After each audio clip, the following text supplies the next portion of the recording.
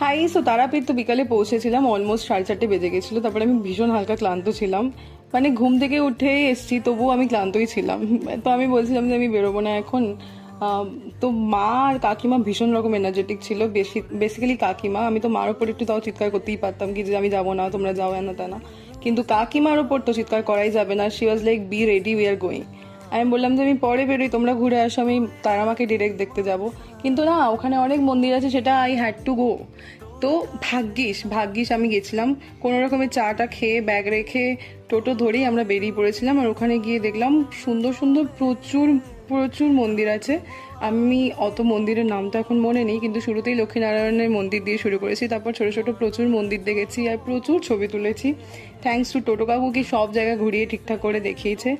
তার নাম্বারটা নিয়ে রাখা হয়েছে পরের দিনকে আমরা বেরোবো বলে, সেই ভিডিও আমি পরের ব্লগে দেখাচ্ছি। Bye bye.